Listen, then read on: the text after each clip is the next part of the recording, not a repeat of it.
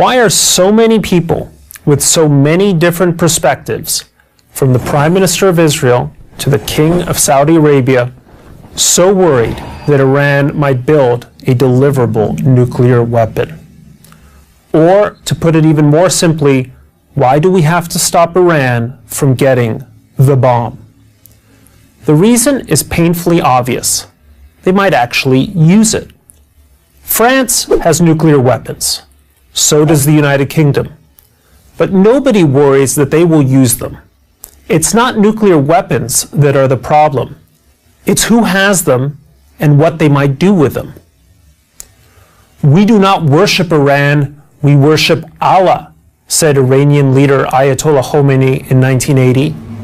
I say, let this land burn. I say, let this land go up in smoke, provided Islam remains triumphant in the rest of the world. A militant nation that does not fear its own destruction is a sure threat to its enemies. And that threat is taken to a whole new level if the militant nation arms itself with nuclear weapons. Who are the enemies of the Islamic Republic of Iran? There are three. The first enemy of Iran is the United States of America. A common slogan chanted by Iranians at public rallies is "Death to America." But it's not just a slogan. Iran has been committing actual acts of war against what it calls the Great Satan for over 3 decades. There was Iran's seizure of the U.S. Embassy in Tehran in 1979, the 1983 bombing of the Marine barracks in Beirut that killed 241 American servicemen, and the 1996 Khobar Towers bombing in Saudi Arabia that killed another 19 Americans. Not to mention the war in Iraq, during which Iran did little to disguise the fact that it supplied anti-American militias with sophisticated, armor-piercing munitions responsible for the maiming and death of hundreds of U.S. soldiers. A nuclear Iran could greatly expand its efforts to harm American interests, secure in the knowledge that its possession of nuclear weapons would make any military retaliation extremely unlikely. And over time, and not much time, a nuclear Iran could develop the sort of intercontinental ballistic missiles that would bring American and European cities within range of its weapons. A second enemy of Iran, which is a Shiite Muslim nation, are the Sunni Muslim nations of the Middle East. An Iranian bomb would instantly spark a nuclear arms race in the region, as Arab states, nearly all of which have majority Sunni populations, move to defend themselves against aggression from Iran.